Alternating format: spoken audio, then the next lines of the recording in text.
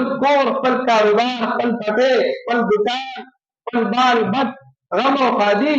هر څه پرېږدي، بستره راغلي او مسجد کې کښېني او د مسجد ته رادننه شي، وایي الله لس ورځې مې ستا در کې پرېږدمه او غواړم ده په تا باندې ځان وبخښمه، د خپل ځان دپاره او د خپلې بچې دپاره بخښنه غواړمه، دنیا غواړم او آخرت غواړمه. ولې الله تعالی به نه ورکوي؟ الله تعالی خو سخي دی، خو چې موږ او تاسو کې طلب پیدا شي که نه. پلار کاکي رحم الله تېر شوی د ټیم ختم دی، د هغه چې کله وفات کېده نو هغه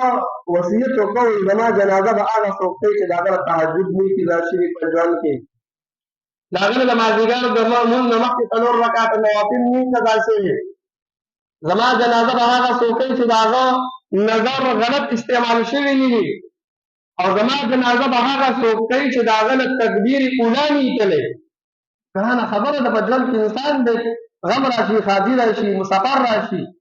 او جنازه پرته ده، اعلانات کېږي، دا به د الله په دربار کې ودرېږي او د دې خپل بنده دپاره به سفارش کوي چې یا الله دا سړی وبخښي. ولې د خوراک نه کوو، د څښاک نه کوو، د خواهشاتو نه ځان ساتو، خو به ګناه راغله نو ده به کوړي ته وغوښتو کېده. ولې زه به وي چې زما روژه ده، کوشش یې دا و چې تلاوت یې کړی دی، کوشش یې دا و چې ذکر او اذکار یې کړی دی، صدقات یې کړي دي، خیراتونه یې کړي دي. نو یا الله ستا په دربار کې زه دا دعوت کومه چې ته څه وکړې د بخښنه وکړي. او که چېرې موږ داسې کوو چې د دې روژې خیال نه ساتو، ګناه کې هغه شان کې لګیا وو چې څنګه مخکې لګیا وو،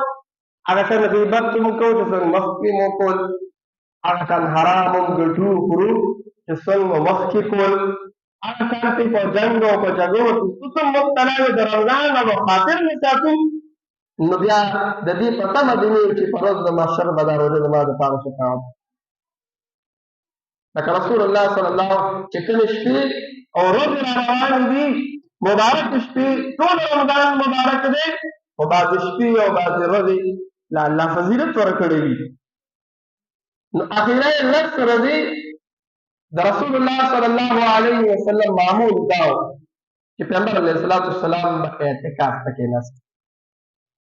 بی بی عایشه رضی الله تعالی عنها فرمایي چې کله به د رمضان میاشت شروع کېده رسول الله به وایي اهبم لن به ټیک کو. نو د دې مطلب دا نه زمونږ چې پښتو کې وایو لالچي به د سم بڼې ووایي، نو د هغې مطلب دا چې هغه د سم کار ووایي. خو چې د رمضان شروع کېده پیغمبر علیه السلام به عبادت قبل په ځان فارغ، د شپې به مو عبادت کوو، بیبیانې به هم ځان سره پاڅېږي او د شپې به یو عبادت کوو. یو معمول د رسول الله صلی الله علیه وسلم را روان دی چې رسول الله صلی الله علیه وسلم به د آخري 10 ورځو او د 10 شپو اعتکاف کوو. او اعتکاف څه ته وایي؟ اعتکاف ځان بندولو ته وایي په مسجد کې چې زه به بهر نه وځمه او زه به د الله په در کې پرېوځمه او زه به عبادت کوم. او د اعتکاف ډېرې زیاتې فایدې دي. یو لږ یو څو فایدې وایو. اوله فایده یې دا ده چې دا 10 ورځې به ستا په مسجد کې تېرې شي. اوس د مسجد څومره ثواب دی او بیا په رمضان کې څومره ثواب دی. لکه رسول الله صلی الله علیه وسلم فرمایي چې کوم کس او د صوفي او دی را روان شي او دی مسجد ته راشي او دی د مونځ په انتظار کې صرف هسې ناسته سوی نه، ذکر هم نه کوي، صرف د مونځ په انتظار کې کېناسته، د ده دا ناسته ثواب دی. او یو کس 10 ورځې دی په مسجد کې پاتې شي څومره ثواب دی.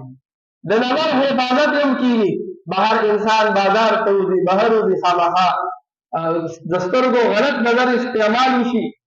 ناڅاپي ولګي، مسجد ته چې کوم کس رادننه شي د دې نه هم حفاظت کېږي. دغرنګې د نورو عامو ګناهونو نه که هغه په لین دین کې راځي، که هغه په معاملاتو کې راځي، نو چې مسجد ته رادننه شي نو د هغې نه په امان کې شي. او بیا موږ او تاسو وینو که یو ډېر شوم سړی وي، یو ډېر شوم وي، بخیل وي، او یو کس د هغې نه پیسې غواړي چې ما نه لږې پیسې راکړه او نشته را سره، نو هغه ورته په حجره کې پرېږدي، وایي ځم به هغه دی چې د څو دې راکړي دي، داسې ورته چې لږ ساعت تېر شي نو ورکړي وله، یاره دی خو زیاس یم نه، دی خو زیاس یم نه، نو بس ځي به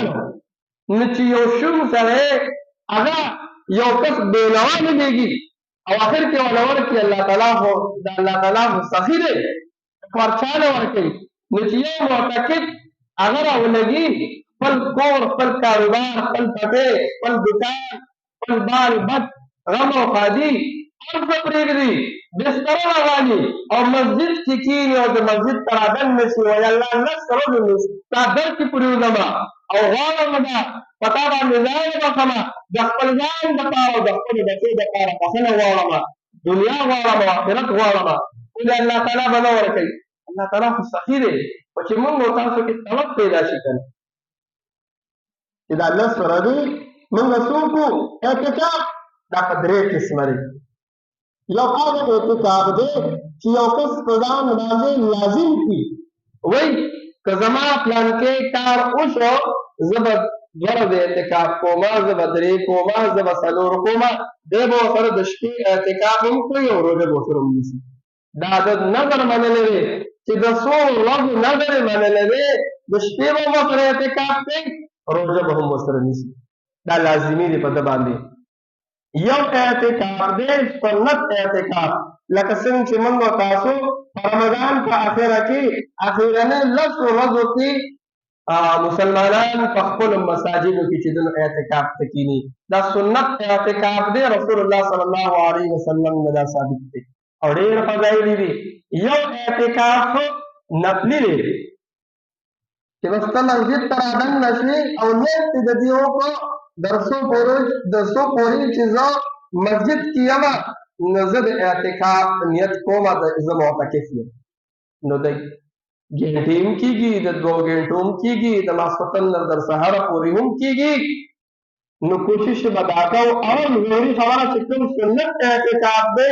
چې رسول الله صلی الله علیه وسلم به هر کال کوو بیا به دې لسو ورځو کې ګورې لیلة القدر هم راځي څومره د برکت میاشت لکه قرآن کې الله وایي چې چا لیلة القدر د لیلة القدر دا شپه د لیلة القدر دا شپه دومره برکتي ده لکه د زرو میاشتو نه بهتره ده او یو کس پکې د شپې عبادت کوي د شپې پکې عبادت کوي او دا د لیلة القدر وي زموږ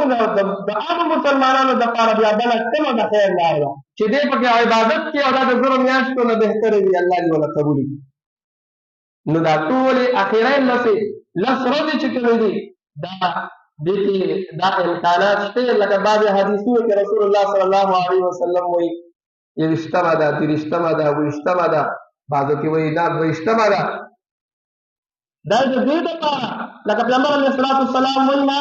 ته 2 فرښتې رالي او ما ته د لیلة القدر شپه وښوله خو 2 کسو جنګ کو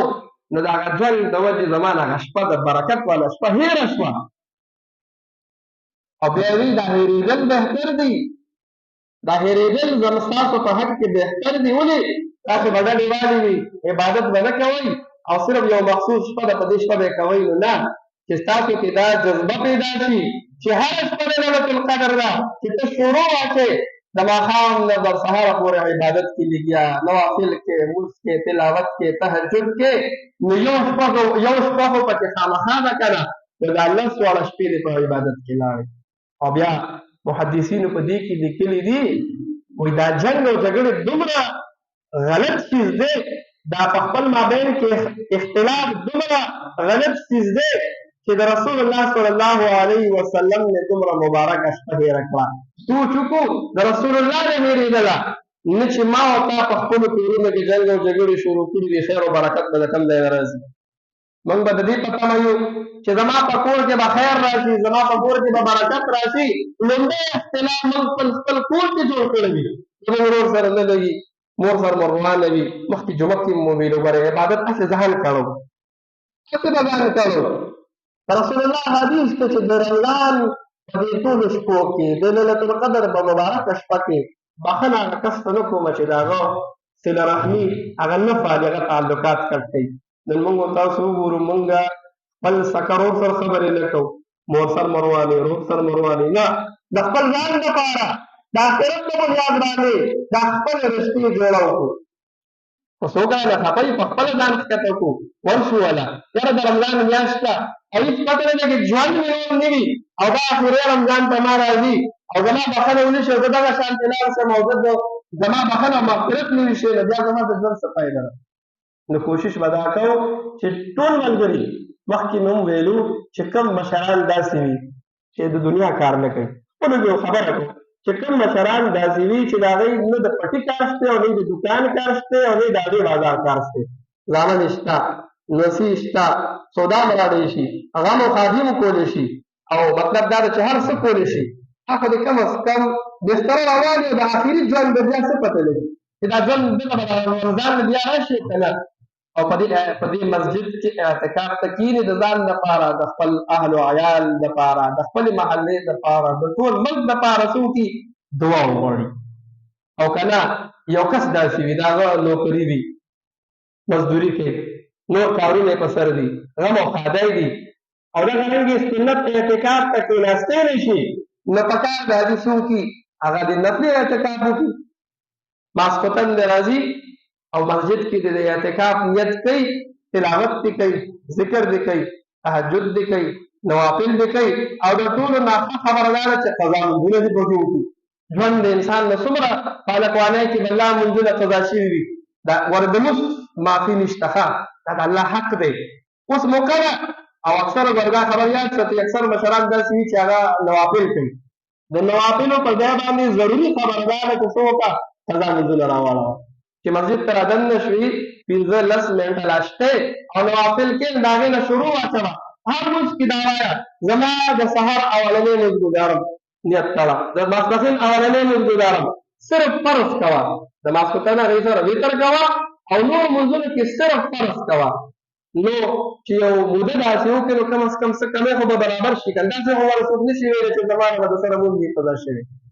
ژوند د انسان نه قضا کېږي. او یو شیخ بختیار کاکي رحم الله تېر شوی د ټیم ختم دی، د هغه چې کله وفات کېده نو هغه وصیت وکړ زما جنازه به هغه څوک کوي چې د هغه له تهجد نه قضا شوي په ژوند کې، د هغه نه د مازدیګر د لمونځ نه مخکې 4 رکعته نوافل نه قضا شوي. زما جنازه به هغه څوک کوي چې د هغه نظر غلط استعمال شوي نه وي، او زما جنازه به هغه څوک کوي چې د هغه له تکبیر اولی نه ایتلی. ګرانه خبره ده، په ژوند کې انسان دی غم راشي، ښادي راشي، مسافر راشي